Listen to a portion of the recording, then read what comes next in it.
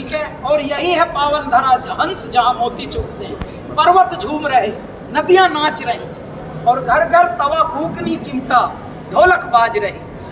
देखिए घरों में जो भी इंस्ट्रूमेंट है वही बाजता है और कोने कोने रत्न जड़े, प्रांत प्रांत गुणवंत खड़े।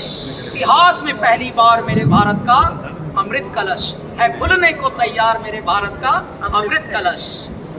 पद्मश्री कैलाश खेर, आपसे एक सवाल है कि ऑडिशंस हो गए हैं, अगर हम गलत नहीं है तो अब आगे किस तरह की प्रक्रिया होगी, किस तरह से चुना जाएगा, क्या ऐसा कंपटीशन है क्योंकि रियलिटी शो है? बंद करा हुआ साहब, भारत के खंड खंड से हम लगभग पिछले 2 महीनों से, जैसा मालिनी जी ने भी अभी रिमाइंड कराया, 28 राज्य और 7 गणराज्य, यानी जिसको हम यूनियन टेरिटरी कहते हैं, केंद्र शासित प्रदेशों से, खंड खंड से, सब कश्मीर से कन्याकुमारी तक और गुजरात से गुवाहाटी तक और अपने वो सारे खंड खंड तक साहेब, वहाँ से हम चुनकर लाए हैं।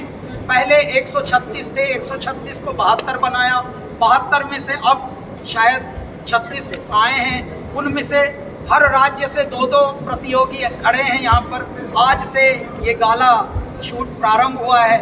मालिनी जी को भी यहाँ पर दर्शन हो गए हम लोगों को, उनका भी आशीर्वाद मिला है सबको, और यही बस खुशियों की बात आज से प्रारंभ है। और बहुत ही शीघ्र आपको लगेगा कि हे मेरे दाता, इतनी बड़ी भूल हम कर रहे थे। 74 साल पहले तो हमारे भारत को गणराज्य बना दिया गया था और आज़ादी भी मिल गई थी, लेकिन हमारा संगीत कहीं गुम गया था, उसको कहीं विस्मृत कर दिया गया था। अब एक नया प्रारंभ हो रहा है जिसका नाम है भारत का अमृत कलश। दर्शक कब मजा ले सकेंगे, एंजॉय कर सकेंगे इस शो को, कब देख सकेंगे? साहब 27 जनवरी को ओपनिंग एपिसोड आएगा दूरदर्शन नेशनल पर। साथ में हमारा दूरदर्शन का OTT भी आ रहा है एक नए नाम से। तत्पश्चात ये साइमलकास्ट होगा किसी और चैनल या OTT पर भी। क्यों? क्योंकि ये भारत का उत्सव है, पूरा भारत मनाए।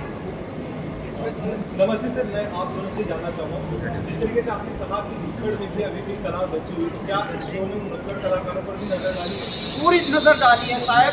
ऐसी ऐसी जगह से हम ऐसे हीरे खोज कर लाए हैं हमारी टीम। आप हंसेंगे, कहीं कहीं तो रुकने के भी साधन नहीं थे, को घरों में रुके जाके, लेकिन ऐसा ही माल लेके आए हैं, खजाना लेके आए हैं, संपत्ति लूट के लाए हैं भारत। कहीं ना कहीं आप ये कहते हैं लुप्त भी हुआ जा रहा है भारतीय इंस्ट्रूमेंट। जैसे मैं बताऊं आपको, रावण हत्था बजाने वाला भाई नहीं। रावण हत्था नाम सुन लो तो आप दंग रह जाओगे।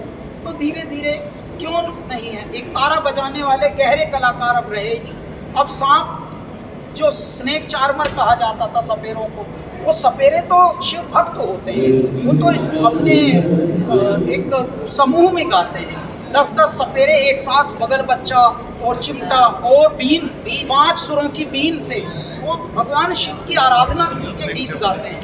तो ये बहुत अलग हमारा भारत है। देखिए, आपने जो बात पूछी, जब विधा से जुड़े हुए साज, विधा लुप्त होगी तो साज लुप्त होगा, और वैसे वर्षा है, साज लुप्त होगा तो विधा लुप्त होगी। जैसे मैं बताऊँ आपको, हमारे यहाँ उत्तर प्रदेश में नौटंकी रानी कही जाती है लोक विधा। नौटंकी के साथ नगाड़ा बजता, नगाड़ा। उत्तर प्रदेश की जान थी नौटंकी और साथ में नगाड़ा। आज गिनती के 2-3 लोग नगाड़ा बजाने वाले बचे। अब नौटंकी के नाम पे फूहड़ है। अब वो फिल्मी गानों पर कम वस्त्र पहनकर और बेडोल शरीर से बेडोल हो रहा है। उनको मंच नहीं अच्छे मिल रहे हैं। इन कार्यक्रमों के बहाने अच्छा स्तर और अच्छा मंच। लेकिन ऑडिशन के दौरान आप लोगों ने ये चीज देखा कि कहीं ना कहीं हमारी जो देश की कला होती बची हुई है, बहुत बची हुई है। अरे बड़े बाबा, कितना धनाढ्य है हमारा देश हमारी संस्कृति से। कोई एक ऐसी कला जो आपको लगी हो कि हाँ